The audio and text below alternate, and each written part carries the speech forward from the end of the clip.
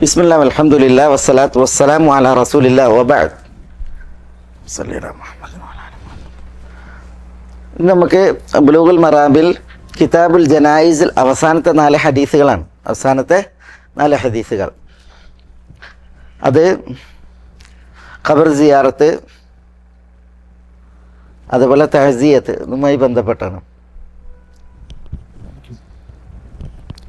ഒന്നാമത്തെ ഹദീസ് അബ്ദുല്ലാഹി ഇബ്നു ജഅഫറിൽ നിന്നല്ലേ. വഅൻ അബ്ദുല്ലാഹി ഇബ്നു ജഅഫറിൻ റളിയല്ലാഹു തആല അൻഹുമാ ഖാൽ ലമ്മാ ജാഅ നഅയു ജഅഫറിൻ ഹീന ഖുതില ഖാല റസൂലുള്ളാഹി സ്വല്ലല്ലാഹു അലൈഹി വസല്ലം ഇസ്നഉ ലിആലി ജഅഫർ طعاما فقد أتاهم ما يشغلهم أخرجه الخمسة إلا النسائي وعن عبد الله بن جعفر رضي الله عنه നിവേദനം قال അദ്ദേഹം പറഞ്ഞു لما جاء نعي جعفر വന്നപ്പോൾ നഅയു ജാഫറിൻ്റെ മരണവാർത്ത. നഅയു പറഞ്ഞാൽ അവിടെ മരണവാർത്ത. ജാഫർ റളിയല്ലാഹു അൻഹുവിൻ്റെ മരണവാർത്ത വന്നപ്പോൾ ഹീന ഖുതിൽ അദ്ദേഹം വധിക്കപ്പെട്ട അവസരത്തിൽ ജാഫർ വധിക്കപ്പെട്ട അവസരത്തിൽ മരണവാർത്ത വന്നപ്പോൾ ഖാല റസൂലുള്ളാഹി സ്വല്ലല്ലാഹു അലൈഹി വസല്ലം തങ്ങൾ പറഞ്ഞു ഇസ്നഉ ലിആലി ജാഫർ, ഇസ്നഉ നിങ്ങൾ ഉണ്ടാക്കുക, തയ്യാറാക്കുക, ലി ആലി ജാഫറിൻ്റെ കുടുംബത്തിന്, ആലു ജാഫറിൻ്റെ കുടുംബം, അഹ്ലു ബൈത്ത്, ജാഫറിൻ്റെ കുടുംബത്തിന് നിങ്ങൾ ഉണ്ടാക്കുക ത്വആമൻ ഭക്ഷണം, ഫഖദ് അതാഹും അവർക്ക് വന്നിരിക്കുന്നു, മാ യശ്ഗലുഹും അവരെ വ്യാപൃതമാക്കുന്നത്. ഇബ്നു ഹജർ റഹിമഹുല്ലാഹ് കൊണ്ടുവന്നത്, ഒരാൾ മരണപ്പെട്ടിട്ടുണ്ടെങ്കിൽ ആ മരണപ്പെട്ട ആളുടെ ബന്ധുക്കൾക്ക്, അയാളുടെ കൂട്ടുകാർ, അയൽവാസികൾ, അതേപോലെ തന്നെ അയാളുടെ ഇതര ബന്ധുക്കൾ, അവരൊക്കെ എന്ത് ചെയ്യണം, അവരെ ഭക്ഷണം ഉണ്ടാക്കി കൊടുത്തിട്ട് അവരെ ആശ്വസിപ്പിക്കണം, അവർക്ക് തഅസിയ നിർവഹിക്കണം എന്നുള്ളതാണ്. ഇവിടെ അബ്ദുല്ലാഹി ഇബ്നു ജഅഫറിൽ നിന്നാണ് ഹദീസ് നിവേദനം. അബ്ദുല്ലാഹി ഇബ്നു ജഅഫർ അദ്ദേഹം അൽ ജവാദ് അബൂ ജഅഫർ അൽ മദനി, റസൂലുള്ളാഹി സ്വല്ലല്ലാഹു അലൈഹി വസല്ലം തങ്ങളുടെ പിതൃപുത്രൻ ജാഫറിൻ്റെ മകനാണ് അബ്ദുള്ള. ഈ അബ്ദുള്ള അബൂ താലിബിൻ്റെ ആരാണ് ജാഫർ?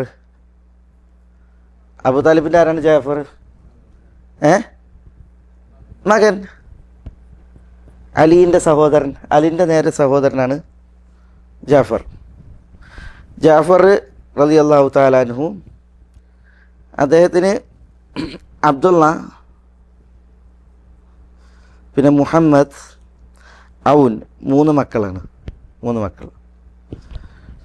നമ്മളുടെ ഹദീസ് റിപ്പോർട്ട് ചെയ്ത ആളാരാണ്? ഈ അബ്ദുള്ളയാണ്. Abdullahi Ibnu Jafar Ibnu Abi Talib Al ഖുറശിയുൽ Hashimi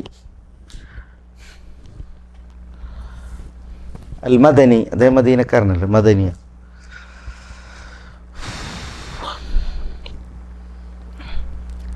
ഈ അബ്ദുള്ള ഇബ്നു ജഅഫർ അദ്ദേഹം പിന്നെ മരിക്കുന്നത് ഹിജ്റയുടെ 80-ൽ മറുവിലാണ്.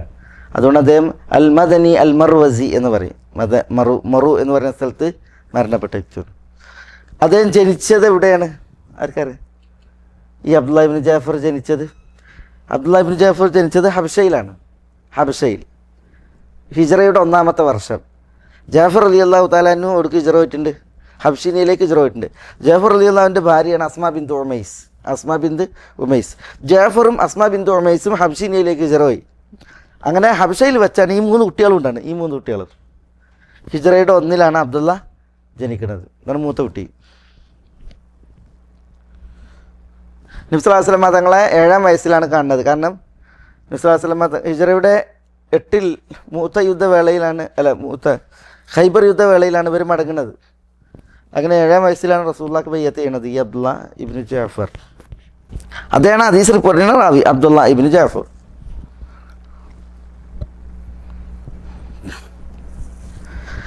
അബ്ദുള്ള ഇബ്നു ജാഫർ അദ്ദേഹത്തിൻ്റെ സ്ഥാനപ്പേര് അൽ ജവാദ് ഇബ്നുൽ ജവാദ് എന്നാണ്. ജവാദ് എന്ന് പറഞ്ഞാൽ ഉദാര്യവാൻ, അറിയപ്പെട്ട ഉദാര്യവാനായിരുന്നു അബ്ദുള്ള ഇബ്നു ജാഫർ.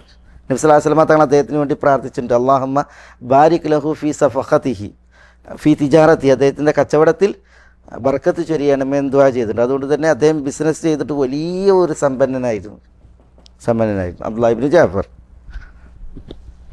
വലിയ ഔദാര്യവാനായിരുന്നു. അതുകൊണ്ട് തന്നെ അദ്ദേഹം അൽ ജവാദ് എന്നാണ് അദ്ദേഹത്തിൻ്റെ വിളിപ്പേര്. ജാഫറും അങ്ങനെ തന്നെയായിരുന്നു. അതുകൊണ്ട് തന്നെ ജവാദ് ഇബ്നുൽ ജവാദ്. അദ്ദേഹത്തിൻ്റെ പിന്നെ കുനിയത്ത് അബൂ ജാഫർ അൽ മദനി. ഏതായാലും അതാണ് അബ്ദുള്ള ഇബ്നു ജാഫർ. അദ്ദേഹം പറയണം, ലമ്മ ജഅനഅയു ജാഫർ, ജാഫറിൻ്റെ മരണവാർത്ത വന്നപ്പോൾ, ജാഫറിൻ്റെ മരണവാർത്ത ഹീന ഖുതില, അദ്ദേഹം വധിക്കപ്പെട്ടപ്പോൾ. എവിടെയാണ് അദ്ദേഹം വധിക്കപ്പെട്ടത്? മുഅ്ത എന്ന് പറയുന്ന സ്ഥലത്താണ്. അതായത് സിറിയയിലെ ഒരു സ്ഥലമാണ് മുഅ്ത.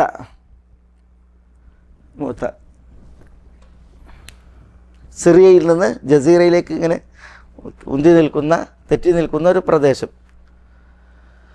അവിടെയാണ് റോമക്കാരോടുള്ള ഏറ്റുമുട്ടലിൽ ജാഫർ റളിയല്ലാഹു തആല ഷഹീദായത്. ജാഫർ ഷഹീദായി.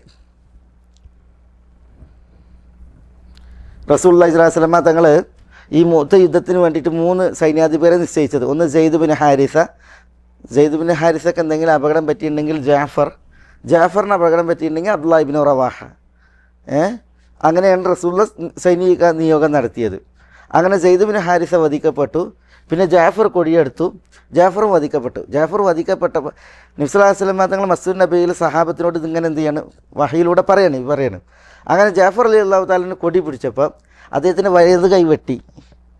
കാരണം അന്ന് മുസ്ലിമീങ്ങൾ 3000, ശത്രുക്കൾ 200,000. ചില റിപ്പോർട്ടുകളിൽ മുസ്ലിമീങ്ങളുടെ എണ്ണം കുറച്ച് കൂടുതൽ, ശത്രുക്കൾ വലിയൊരു സേനയാണ്. അതുകൊണ്ട് തന്നെ പിന്നെ വലിയ പരീക്ഷണമായിരുന്നു. ജാഫറിൻ്റെ കൈ വെട്ടി. അപ്പോൾ അദ്ദേഹം കൊടി ഇടത് കൈയിൽ പിടിച്ചു, അദ്ദേഹത്തിൻ്റെ ഇടത് കൈ വെട്ടി. പിന്നെ അദ്ദേഹത്തെ പിളർത്തിയതാണ്, 2 പിളർത്തി, 2 കൈ ഉണ്ടായിരുന്നില്ല. അങ്ങനെയാണ് ജാഫർ റളിയല്ലാഹു തആല വധിക്കപ്പെടുന്നത്. അതൊരു ദാരുണ രംഗമായിരുന്നു. അപ്പോൾ റസൂലുള്ളാഹി സ്വല്ലല്ലാഹു അലൈഹി വസല്ലം തങ്ങൾ കരഞ്ഞുകൊണ്ടാണ് അത് മദീനയിൽ എന്ത് ചെയ്യുന്നത്, പള്ളിയിൽ ആളുകൾക്ക് അത് അവതരിപ്പിക്കുന്നത്. ജാഫർ വധിക്കപ്പെട്ടപ്പോൾ പിന്നെ റസൂൽ നിശ്ചയിച്ചനുസരിച്ച് അബ്ദുല്ലാഹ് ഇബ്നു റവാഹ കൊടിയേന്തി. അങ്ങനെ അബ്ദുല്ലാഹ് ഇബ്നു റവാഹയും വധിക്കപ്പെട്ടു. അതൊക്കെ മദീനയിൽ ഒരു വാർത്തയായിട്ട് പറയുമ്പോൾ വലിയ രംഗങ്ങൾ അരങ്ങേറുണ്ട് കേട്ടോ മദീനയിൽ. പിന്നെ നബി സ്വല്ലല്ലാഹു അലൈഹി വസല്ലം തങ്ങൾ പറയാണ്, അബ്ദുല്ലാഹ് ഇബ്നു റവാഹയ്ക്ക് ശേഷം സൈഫും മിൻ സുയൂഫില്ല, അള്ളാഹുവിൻ്റെ ഊരപ്പെട്ട ഒരു ഘടകമാണ് പിന്നെ മുസ്ലിമീങ്ങളെ നയിക്കുന്നത്. പിന്നെ അദ്ദേഹത്തിൻ്റെ കയ്യാൽ വിജയം വരും എന്ന് റസൂലുള്ളാഹി സ്വല്ലല്ലാഹു അലൈഹി വസല്ലം തങ്ങൾ പറയുന്നുണ്ട്. മുഅ്തയിൽ മുസ്ലിമീങ്ങൾ വിജയം വരിച്ചു. ഖാലിദ് റളിയല്ലാഹു തആല തന്നെയാണ് പിന്നെ അത് സൈഫും മിൻ സുയൂഫില്ല അവരെ നയിച്ചത്. ഏതായാലും അതാണ് ജാഫർ റളിയല്ലാഹു തആല വധിക്കപ്പെട്ടപ്പോൾ അദ്ദേഹത്തിൻ്റെ മരണവാർത്ത വന്നു. ആ സന്ദർഭത്തിൽ ആ വിഷയമാണ് പറയുന്നത് ഇവിടെ. ജാഫർ റളിയല്ലാഹു തആല അൻഹുവിൻ്റെ കൈ 2 അറ്റ് മുറിച്ചു മാറ്റിയിരുന്നു. അതുകൊണ്ടാണ് അള്ളാഹു അദ്ദേഹത്തിന് പകരം 2 ചിറകിനെ നൽകിയത്. സ്വർഗത്തിൽ 2 ചിറക് നൽകി അദ്ദേഹം സ്വർഗത്തിൽ പാറുന്നു എന്ന് റസൂലുള്ളാഹി പറഞ്ഞിട്ടുണ്ട്. മാത്രമല്ല ഈ സഹാബിയെ അബ്ദുല്ലാഹ് ഇബ്നു ജാഫറിനെ കാണുമ്പോൾ റസൂലുള്ളാഹി യബ്ന ദിൽ ജനാഹൈൻ എന്നാണ് വിളിച്ചിരുന്നത്. യബ്ന ദിൽ ജനാഹൈൻ, 2 ചിറകുകളുള്ള ജാഫറിൻ്റെ മകനെ എന്നാണ് വിളിച്ചിരുന്നത് ഈ അബ്ദുല്ലാഹി. ഒരു ചരിത്രം വായിച്ച കൂട്ടത്തിൽ വായിച്ചു പോയ ഒരു വാർത്തയാണ് ഞാനതിൽ എനിക്ക് ഉറപ്പുവരുത്താൻ പറ്റിയില്ല. പിന്നെ റസൂലുള്ളാഹി സ്വല്ലല്ലാഹു അലൈഹി വസല്ലം തങ്ങളിൽ 7ാമത് വിശ്വസിച്ച ആളാണ് അലി ജാഫർ. അലി കുട്ടികളിൽ ആദ്യം വിശ്വസിച്ചു. അലി ജാഫറിൻ്റെ നേരെ സഹോദരനാണ്. അബൂ താലിബിൻ്റെ മക്കളിൽ അലി ജാഫറിൻ്റെ നേരെ സഹോദരനാണ്. അലി ഒരു സഹോദരങ്ങളാണ്. 2 ഉമ്മ ഫാത്തിമ ബിന്ത് അസദാണ്. പിന്നെ അലി ആദ്യം ഇസ്ലാം സ്വീകരിച്ച് 7ാമത് മുസ്ലിം ആയത് ജാഫറാണ്. അപ്പോൾ ആദ്യകാലത്ത് ഇസ്ലാം സ്വീകരിച്ച ആളാണ് ജാഫർ. പിന്നെ ചരിത്രത്തിൽ വായിച്ചത് റസൂലുള്ളാഹി സ്വല്ലല്ലാഹു അലൈഹി വസല്ലം തങ്ങൾ അലിയും നിസ്കരിക്കുമ്പോൾ ആ സ്ഥലത്തേക്ക് അബൂ താലിബും ജാഫറും വരുന്നുണ്ട്. അപ്പോൾ അബൂ താലിബിനെ അറിയാം നബി സ്വല്ലല്ലാഹു അലൈഹി വസല്ലം തങ്ങളുടെ അടുക്കൽ സത്യമാണുള്ളതെന്ന്. പക്ഷേ അബൂ താലിബിനെ തടഞ്ഞു നിർത്തുന്നത് എന്താണ്, അവിടുത്തെ സാമൂഹിക പശ്ചാത്തലം ആ വിഷയങ്ങളാണ്. അപ്പോൾ അലിയും റസൂലും നിസ്കരിക്കണത് കണ്ടപ്പോൾ അബൂ താലിബ് ജാഫറിനോട് പറയുന്നുണ്ട്, ജാഫർ ഇറങ്ങി നിസ്കരിക്കുന്നു, അവരുടെ കൂടെ നിസ്കരിക്കാൻ പറയുന്നുണ്ട്. അങ്ങനെ ജാഫർ ഇറങ്ങി നിസ്കരിച്ച് സല്ലി ബി ജനാഹി ഇബ്നി അമ്മിക്, അങ്ങനെ പ്രയോഗം വായിച്ച് നിൻ്റെ അമ്മിൻ്റെ പുത്രൻ എന്ന് പറഞ്ഞാൽ നിസ്ലാസ്ലം തങ്ങൾ ഉദ്ദേശിച്ചു. അദ്ദേഹത്തിൻ്റെ ഒരു പാർശ്വത്തിൽ ഇറങ്ങി നിസ്കരിക്കാൻ പറയുന്നുണ്ട്. അങ്ങനെ ജാഫർ ഇറങ്ങി നിസ്കരിച്ച് നിസ്കാരം കഴിഞ്ഞപ്പോൾ റസൂലുള്ളാഹി സ്വല്ലല്ലാഹു അലൈഹി വസല്ലം തങ്ങൾ പറയാണ് ജാഫറിനോട്, പിന്നെ ജാഫർ നിങ്ങളുടെ പിതൃ സഹോദരൻ്റെ പുത്രൻ എന്നാണ് നബി സ്വല്ലല്ലാഹു അലൈഹി വസല്ലം തങ്ങൾ, എൻ്റെ പാർശ്വം നിങ്ങൾ ശക്തിപ്പെടുത്തിയതിനാൽ അള്ളാഹു സ്വർഗത്തിൽ 2 ചിറക് നൽകി നിങ്ങളെ ശക്തിപ്പെടുത്തട്ടെ എന്ന് റസൂലുള്ള പറയുന്നുണ്ട്. സ്വർഗത്തിൽ 2 ചിറക് നൽകി നിങ്ങളെ ശക്തിപ്പെടുത്തട്ടെ എന്ന് റസൂലുള്ളാഹി സ്വല്ലല്ലാഹു അലൈഹി വസല്ലം തങ്ങൾ പറയുന്നുണ്ട്. അത് ജാഫറിൻ്റെ വിഷയത്തിൽ പിൽക്കാലത്ത് പുലർന്നു. മനസ്സിലായി. മുഅ്തയിൽ അദ്ദേഹത്തിന് 2 കൈകൾ അറുത്തു മാറ്റി അള്ളാഹു സുബ്ഹാനഹു വ തആല അദ്ദേഹത്തിന് അതിന് പകരം 2 ചിറക് നൽകുകയുണ്ടായി.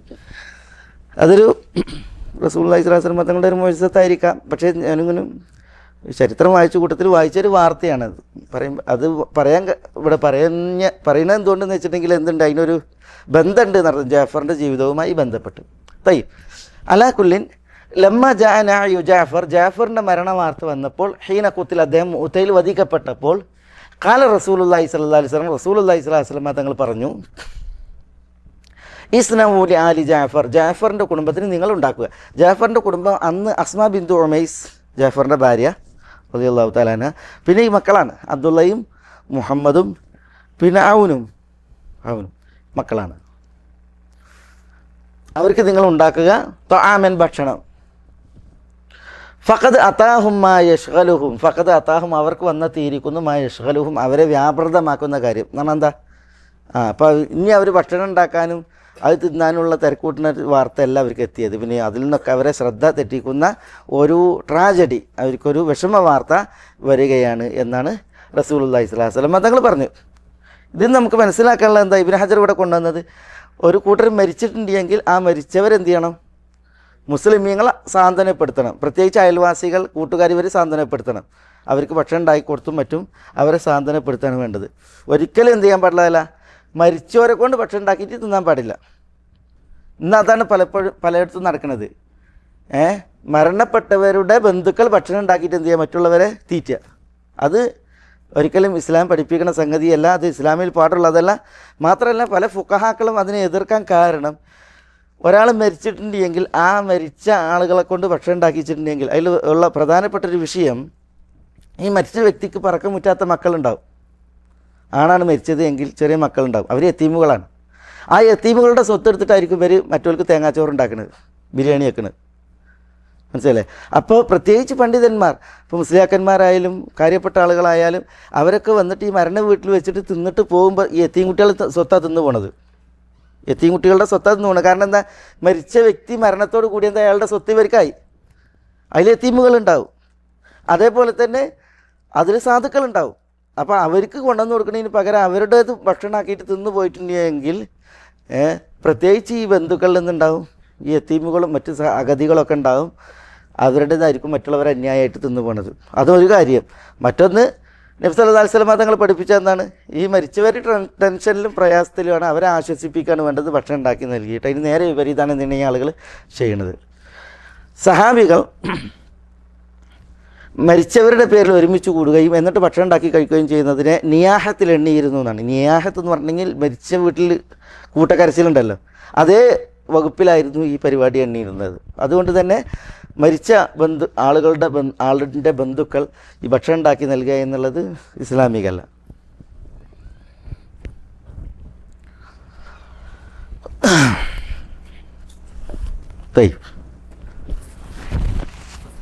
അപ്പോൾ അതാണ് ഒന്നാമത്തെ ഹദീസ്.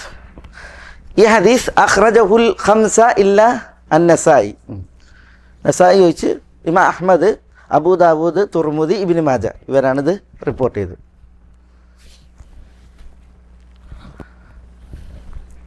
അടുത്ത ഹദീസ് സുലൈമാൻ ഇബ്നു ബുറൈദ ഇബ്നു അൻ അബിഹി അല്ലേ. طيب وعن سليمان ابن بريدة عن أبيه رضي الله عنهما قال كان رسول الله صلى الله عليه وسلم يعلمهم إذا خرجوا إلى المقابر أن يقولوا السلام عليكم أهل الديار من المؤمنين والمسلمين وإنا إن شاء الله بكم لاحقون نسأل الله لنا ولكم العافية. رواه മുസ്ലിം. ഇവിടെ വാൻ സുലൈമാൻ ഇബ്നു ബുറൈദ, സുലൈമാൻ ഇബ്നു ബുറൈദ അൻ അബീഹി എന്നാണ്, അബീഹി എന്നാണ്. ഈ ബുറൈദ ഇബ്നുൽ ഹുസൈബ് അൽ അസ്ലമിയാണ്. നമുക്ക് കഴിഞ്ഞ ക്ലാസ്സിൽ വന്നില്ലേ ബുറൈദ ഇബ്നുൽ ഹുസൈബ് അൽ അസ്ലമി. ഞാൻ പറഞ്ഞു ദേഹാൻ ഹിജറയുടെ നസ്ലാസ്ലം തങ്ങൾ ഹിജറ വന്നപ്പോഴാണ് ഇസ്ലാം സ്വീകരിച്ചതൊക്കെ പറഞ്ഞത്. ആ ബുറൈദ ഇബ്നുൽ ഹുസൈബ് അൽ അസ്ലമിയുടെ മകനാണ് ആര്? സുലൈമാൻ. അദ്ദേഹം ജനിക്കുന്നത് ഹിജറയുടെ 15-ലാണ്. ഉമർ റളിയല്ലാഹുവിൻ്റെ ഖിലാഫത്തിലാണ് ഈ സുലൈമാൻ ജനിക്കുന്നത്. അദ്ദേഹം മരിക്കുന്നത് ഹിജറയുടെ 80-ൽ.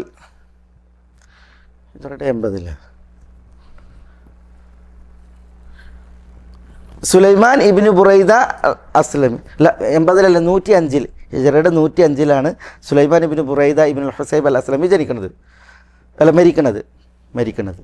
105-ൽ. 80-ൽ പിന്നെ അബ്ദുല്ലാഹ് ഇബ്നു ജാഫർ. തയ്യിബ്. സുലൈമാൻ ഇബ്നു ബുറൈദ റിപ്പോർട്ട് ചെയ്യുന്ന ആരിൽ നിന്നാണ്? അൻ അബീഹി, തൻ്റെ വാപ്പയിൽ നിന്നാണ്. അപ്പോൾ വാപ്പ ആരാ വാപ്പ? ബുറൈദ ഇബ്നുൽ ഹുസൈബ് അൽ അസ്ലമി. അപ്പോൾ ഇവിടെ ഈ ഹദീസ് പറയുന്നത് ആരാണ്? ബുറൈദ ഇബ്നുൽ ഹുസൈബ് അൽ അസ്ലമിയാണ്. അദ്ദേഹത്തിൻ്റെ മകൻ റിപ്പോർട്ട് ചെയ്യാണ്.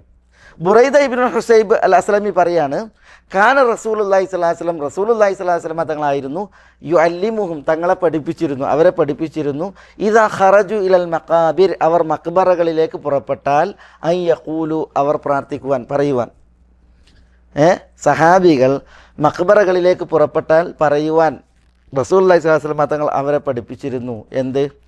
അസ്സലാമു അലൈക്കും അഹ്ലദ്ദിയാർ, അസ്സലാമു അലൈക്കും അഹ്ലദ്ദിയാർ മിനൽ, അസ്സലാമു അലൈക്കും അലാന്നുള്ളൂന്നോ മുഷ്കിൽ, അതിൽ അങ്ങനെയൊക്കെ റിപ്പോർട്ടുണ്ട്.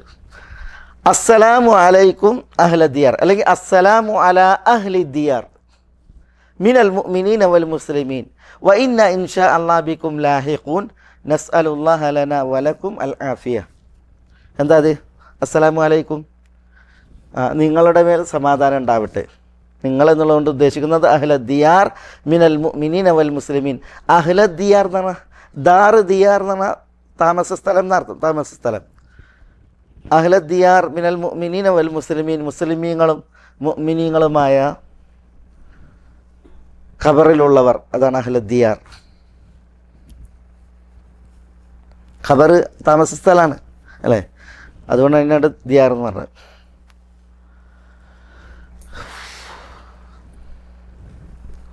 ഖബറിൻ്റെ അഹ്ലുകാർ മുഅ്മിനീങ്ങളും മുസ്ലിമീങ്ങളുമാകുന്ന അഹ്ലദ്ദിയാർ, ഖബറിൽ വസിക്കുന്ന ആളുകളെ, നിങ്ങൾക്ക് അള്ളാഹുവിൻ്റെ സലാമുണ്ടാകട്ടെ. വ ഇന്ന ഇൻഷാ അല്ലാഹ് ബിക്കും ലാഹിഖൂൻ, വ ഇന്ന തീർച്ചയായും ഞങ്ങൾ, ഇൻഷാ അല്ലാഹ് ബിക്കും ലാഹിഖൂൻ, ഇൻഷാ അല്ലാഹു തആല, ബിക്കും നിങ്ങളോടൊത്ത്, ലാഹിഖൂൻ ചെന്നെത്തുന്നവരാണ്. ലാഹിഖൂൻ എന്ന് പറഞ്ഞാൽ ചെന്നെത്തുന്നവർ. ഇൻഷാ അല്ലാഹ് അള്ളാഹു ഉദ്ദേശിച്ചാൽ, അള്ളാഹുവിൻ്റെ ഉദ്ദേശമുണ്ട് എങ്കിൽ നിങ്ങളോടൊത്ത് ഞങ്ങളും വന്നു ചേരുന്നവരാണ്. ഇവിടെ ഇൻഷാ അല്ലാഹ് എന്ന് പറയുന്നത് ശക്കുള്ളത് കൊണ്ടല്ല, എല്ലാവരും അവിടെ ചെന്ന് ചേരുന്നുള്ള ഉറപ്പല്ലേ. അതൊരു തബറുക്കിന് വേണ്ടിയിട്ടാണ്, ബർക്കത്തിന് വേണ്ടിയിട്ടുള്ളൊരു പ്രയോഗമാണത്. വ ഇന്ന ഇൻഷാ അല്ലാഹ് ബിക്കും ലാഹിഖൂൻ നസ്അലുല്ലാഹ ലനാ വലക്കും, നസ്അലുല്ലാഹ് ഞങ്ങൾ അള്ളാഹുവോട് പ്രാർത്ഥിക്കുന്നു, ലന നമുക്കും, വലക്കും നിങ്ങൾക്കും, എന്തിനു വേണ്ടി പ്രാർത്ഥിക്കുന്നു? അൽ ആഫിയ, ആഫിയത്തിന് വേണ്ടി. ആഫിയത്തിനെ ചോദിക്കുന്നു എന്നർത്ഥം. ആഫിയത്ത് എന്ന് പറഞ്ഞാൽ സൗഖ്യം, ആശ്വാസം.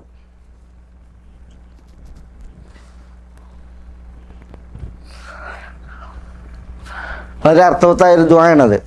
മനസ്സിലായി? നമ്മളത് ബൈഹാർട്ടാക്കിയിട്ട് പ്രാവർത്തികമാക്കേണ്ട ദുആ. അസ്സലാമു അലൈക്കും അഹ്ലദ്ദിയാർ അല്ലെങ്കിൽ അസ്സലാമു അലാ അഹ്ലിദ്ദിയാർ മിനൽ മുഅ്മിനീന വൽ മുസ്ലിമീൻ വ ഇന്ന ഇൻഷാ അല്ലാഹ് ബിക്കും ലാഹിഖൂൻ നസ്അലുല്ലാഹ ലനാ വലക്കുമുൽ ആഫിയ. ഇതൊരു ദുആയാണ്. വേറെയും ദുആകൾ ഉണ്ട് കേട്ടോ. അടുത്തത് നോക്കി നിങ്ങൾ, ഇത് റവാഹു മുസ്ലിം.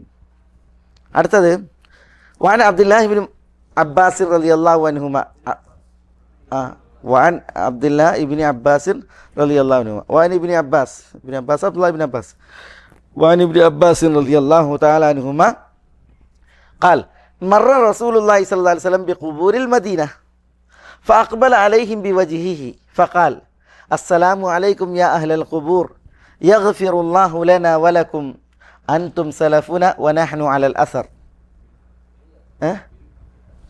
أنتم بالأثر ونحن بالأثرنا على الأثر الله نحن على الأثر എന്നാണ് എൻ്റെ അടുത്തുള്ള കോപ്പിയിലുള്ളത് ونحن على الأثر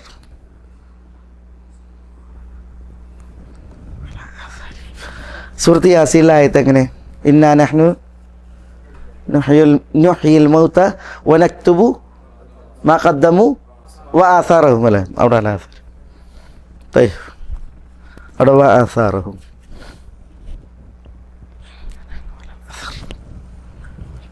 നഹ്നു അലൽ അസർ പ്രയോഗിക്കാം അല്ലാക്കുള്ളി തയ്യ് അബ്ദുല്ലാഹി ഇബ്നു അബ്ബാസിൽ നിവേദനം മറ റസൂലുള്ളാഹി സ്വല്ലല്ലാഹി അലൈഹി വസല്ലം റസൂലുള്ളാഹി സ്വല്ലല്ലാഹി അലൈഹി വസല്ലം തങ്ങൾ നടന്നു ബിഖുബൂരിൽ മദീന എന്താ ബിഖുബൂരിൽ മദീന മദീനയിലെ കബറുകൾക്കിടയിൽ കബറുകൾക്കരികിൽ മദീനയിലെ കബറുകൾക്കരികിൽ റസൂലുള്ളാഹി സ്വല്ലല്ലാഹി അലൈഹി വസല്ലം തങ്ങൾ നടന്നു മറ ബി എന്ന് പറഞ്ഞാൽ അടുത്തൂടെ നടന്നു എന്നുള്ള അർത്ഥത്തിൽ ഫഅഖ്ബല അലൈഹിം ബിവജ്ഹിഹി ഫഅഖ്ബല അലൈഹിം റസൂലുള്ളാഹി സ്വല്ലല്ലാഹി അലൈഹി വസല്ലം തങ്ങൾ അവരുടെ നേരെ മുന്നിട്ടു ബിവജ്ഹിഹി തൻ്റെ മുഖം കൊണ്ട് മുന്നിട്ട് കാരണം എന്താ കബറിടത്തിലേക്ക് റസൂൽ അങ്ങനെ തിരിഞ്ഞു നിന്നു എന്നർത്ഥം അങ്ങോട്ട് തിരിഞ്ഞു നിന്നു ചിലരിങ്ങനെ ആട്ടിപ്പോവും അങ്ങനെയല്ല പിന്നെയോ കബറിൻ്റെ നേരെ മുഖം തിരിച്ചു നിന്നു എന്നർത്ഥം ഫഅഖ്ബല അലൈഹിം ബിവജ്ഹിഹി ഫഖാൽ എന്നിട്ട് നബി സല്ലല്ലാഹു അലൈഹി വസല്ലം തങ്ങൾ പറഞ്ഞു അസ്സലാമു അലൈക്കും യാ അഹ്ലൽ ഖുബൂർ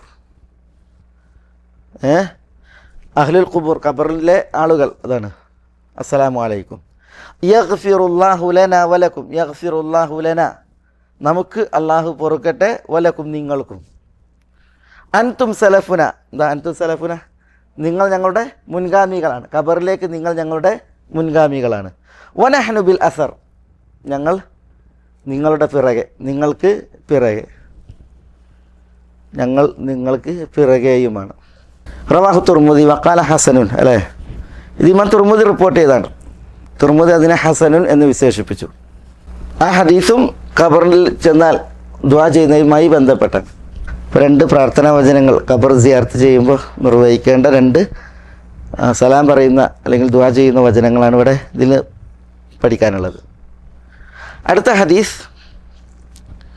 ഉമ്മുൽ മുഅ്മിനീൻ ആയിഷ റളിയല്ലാഹു തആല അൻഹയിൽ നിന്ന് وعن عائشة رضي الله تعالى عنها قالت قال رسول الله صلى الله عليه وسلم لا تسبوا الأموات فإنهم قد أفضوا إلى ما قدموا رواه البخاري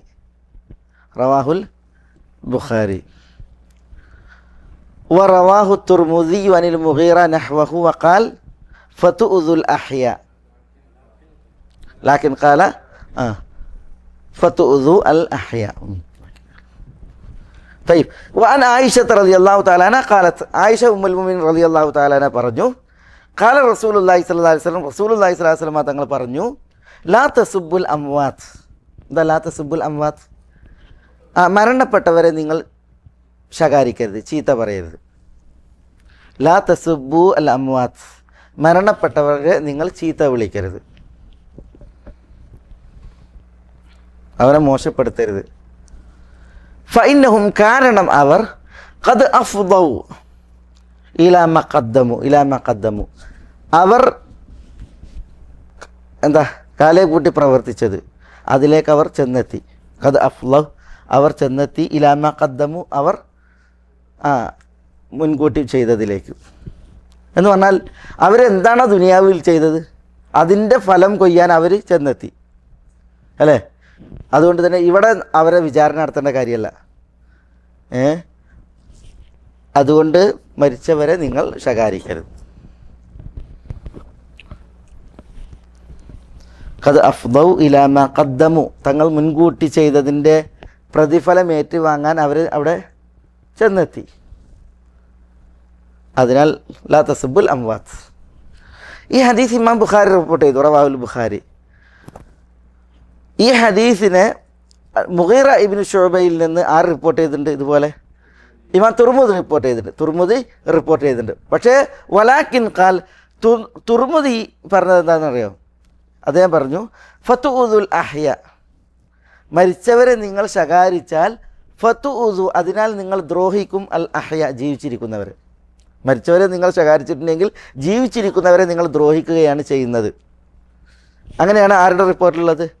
തുർമുദിയുടെ റിപ്പോർട്ടിലുള്ളത്. അത് ഏറെയാണ്. തുർമുദിയുടെ റിപ്പോർട്ടിൽ സിയാദത്താണ്. ആ സിയാദത്ത് സഹീഹാണ്. തുർമുദിൻ്റെ ഈ ഇത് സഹീഹാണ് എന്ന് പണ്ഡിതന്മാർ പറഞ്ഞിട്ടുണ്ട്. ഇമാം ഇബ്നു ഹിബ്ബാനൊക്കെ അതിനെ സഹീഹ് എന്ന് പറഞ്ഞിട്ടുണ്ട്. തയ്യും. അപ്പോൾ ഈ ഹദീസ് എന്തിനാണ് ഇബ്നു ഹജർ കൊണ്ടുവന്ന അവസാനത്തെ ഹദീസാണല്ലോ കിതാബുൽ ജനായിസിൽ. മരണപ്പെട്ടവരെന്ത് ചെയ്യാൻ പാടുള്ളതല്ല, അവരെ കുറ്റപ്പെടുത്തി സംസാരിക്കാൻ പാടുള്ളതല്ല. അതിൻ്റെ കാരണങ്ങളിൽ രണ്ടെണ്ണം അവിടെ പറഞ്ഞു. എന്തുകൊണ്ടാണ് മരിച്ചവരെ ശകാരിക്കാൻ പാടില്ല എന്ന് പറഞ്ഞത്? രണ്ട് കാരണം പറഞ്ഞു. എന്താ? ഒന്ന്, ഫൈനവും കഥ അഫ്ദു ഇലാമ ഖദ്ദമു, അവരെന്താണോ ദുനിയാവിൽ ചെയ്തത് അതിലേക്ക് അവരെത്തി, അതിൻ്റെ പ്രതിഫലം വാങ്ങാൻ എത്തി. അതിൻ്റെ പ്രതിഫലം ആരാ കൊടുക്കുക? അള്ളാഹു ആണ് കൊടുക്കുക, അല്ലേ? അള്ളാഹു ആണ് കൊടുക്കുക. അവരോട് കണക്ക് തീർക്കേണ്ടത് അള്ളാഹു അവിടെ വെച്ച് കണക്ക് തീർത്തോളും. ഇവിടുന്ന് എന്ത് ചെയ്യേണ്ടതില്ല, കണക്ക് തീർക്കേണ്ടതില്ല എന്നർത്ഥത്തിൽ. പിന്നെ രണ്ടാമത്തെ കാരണം ഫതുഉദുൽ അഹ്യ, അല്ലേ? മരിച്ചവരെ ആക്ഷേപിച്ചിട്ടുണ്ടെങ്കിൽ അയാളുടെ ബന്ധുക്കളുണ്ടാവും, അയാളുടെ ഇഷ്ടക്കാരുണ്ടാവും, അല്ലേ? അവരത് കേൾക്കുമ്പോൾ അവർക്ക് എന്താവും? പ്രയാസമാവും. അതുകൊണ്ട് ജീവിച്ചിരിക്കുന്നതിന് നിങ്ങൾ ദ്രോഹിക്കും. അതുകൊണ്ട് ഈ പണി ചെയ്യരുത് എന്ന് പറഞ്ഞു. ലാ തസുബ്ബു അൽ അംവാത്ത്. പക്ഷേ ഇവിടെ മനസ്സിലാക്കേണ്ട സംഗതി, മരിച്ചവർ ചിലപ്പോൾ വഴികേടിൻ്റെ നേതാക്കളായിരിക്കും.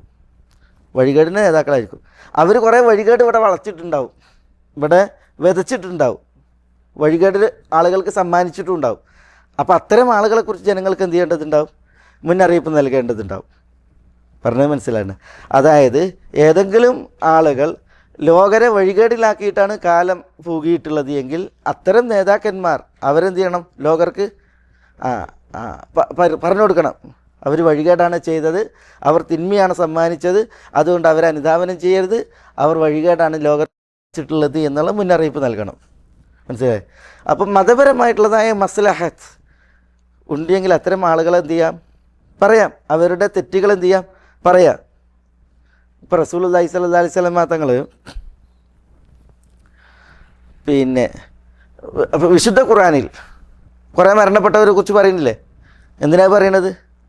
അവരെക്കുറിച്ചുള്ള മുന്നറിയിപ്പാണ്. അവർക്ക് വന്നു പോയത് നിങ്ങൾക്ക് വന്നു പോകരുത് എന്നുള്ള മുന്നറിയിപ്പാണ്. അതുപോലെ നബി സല്ലല്ലാഹു അലൈഹി വസല്ലം തങ്ങൾ കുറേ ആളുകളെ കുറിച്ച് പറഞ്ഞിട്ടുണ്ട്. എന്തിനാണ് പറഞ്ഞത്? അവരെ തൊട്ടുള്ള മുന്നറിയിപ്പ്. ജർഹ് വ തഅദീൽ എന്ന് പറയും. ഇപ്പോൾ നമ്മൾ ഹദീസിൻ്റെ ഇതിൽ ഇന്നിപ്പോൾ ഉദ്ധരിച്ച ഹദീസുകളൊക്കെ എല്ലാം സഹീഹാണ്. കഴിഞ്ഞ ആഴ്ച നമ്മൾ ഹദീസ് പറഞ്ഞപ്പോൾ പിന്നെ അള്ളാഹു സുബ്ഹാനഹു വ തആല നായിഹത്തിനെയും മുസ്തമിയാത്തിനെയും അള്ളാഹു ശപിച്ചു എന്ന് പറഞ്ഞ ഹദീസ് വായിച്ച്, അല്ലേ? അത് ഹദീസ് വായിച്ചപ്പോൾ നമ്മൾ പറഞ്ഞ അതിൽ 2 റാവിമാർ പ്രശ്നക്കാരാണ്, അല്ലേ? 2 റാവിമാർ അതിൽ പ്രശ്നക്കാരാണ്, അവർ തീർത്തും ദുർബലരാണ് എന്ന് അവരെക്കുറിച്ച് പറഞ്ഞു. ചിലർ കള്ളന്മാരാണെന്ന് പറയും, ചിലർ വ്യാജവാദികളാണെന്ന് പറയും, ചിലരുടെ ഹിഫ്ളും മോശമാണെന്ന് പറയും. അതൊക്കെ എന്തിനാണ് പറയുന്നത്? അവരൊക്കെ മരിച്ചു പോയവരല്ലേ? അവരെക്കുറിച്ച് എന്തിനാണ് നമ്മൾ പറയണത്? അവർ പറയുന്നതിൽ എന്തുണ്ട്? ഒരു മസ്ലഹ ശറഈ ഉണ്ട്, മതപരമായിട്ടൊരു ഗുണവും മേന്മയുണ്ട്. മനസ്സിലായില്ലേ? അപ്പോൾ അത്തരം മസ്ലഹത്തുണ്ട് എങ്കിൽ അത്തരം ആളുകളെ കുറിച്ച് പറയൽ എന്തല്ല, അത് ലാ തസുബ്ബുൽ അംവാത്ത് എന്നുള്ള വിലക്കിൽ പെട്ടതല്ല. ചില നേതാക്കന്മാർ അതേപോലെ തന്നെയൊക്കെ മരിച്ചു പോയിട്ടുണ്ടാവും. പക്ഷെ അവരിവിടെ വിതച്ച വിത്ത് ആളുകളെ വഴികേട്ടിലാക്കാനുള്ള വിത്താണ് എങ്കിൽ അവരെക്കുറിച്ച് എന്ത് ചെയ്യാം? ശക്തമായിട്ട് ആളുകൾക്ക് ബോധവൽക്കരണം നടത്താൻ അവരെ പറഞ്ഞിട്ട് അതെന്തല്ല, ലാ തസുബ്ബുൽ അംവാത്ത് എന്ന വിലക്കിൽ പെട്ട കാര്യമല്ല. ഏതായാലും ഇത്രയും ഹദീസുകളാണ് കിതാബുൽ ജനായിസിൽ അൽ ഹാഫിൽ ഇബ്നു ഹജർ റഹിമഹുല്ല പിന്നെ കൊണ്ടുവന്നത്. അതാണ് നമ്മളിവിടെ ചെറിയ രീതിയിൽ മനസ്സിലാക്കി പോയത്. ഇൻഷാ അല്ലാഹ് ഇനി കിതാബ് സക്കാത്താണ്, കിതാബ് അസ്സക്കാത്ത്. അത് ഇൻഷാ അല്ലാഹ് നമുക്ക് പിന്നീട് തുടങ്ങാം. ഇൻഷാ അല്ലാഹ് ഹക്ക് ഹക്കായി മനസ്സിലാക്കുവാനും അത് പിൻപറ്റുവാനും ബാത്തിലായി മനസ്സിലാക്കുവാനും അതിൽ നിന്നും അതിൻ്റെ ആളുകളിൽ നിന്നും വിട്ടു നിൽക്കാനും അള്ളാഹു നമ്മളെ എല്ലാവരെയും അനുഗ്രഹിക്കുമാറാവട്ടെ. വസല്ലല്ലാഹു വസല്ലമ വബാറക അലാ നബീന മുഹമ്മദിൻ വഅലാ ആലിഹി വഅസ്ഹാബിഹി അജ്മഈൻ. അസ്സലാമു അലൈക്കും.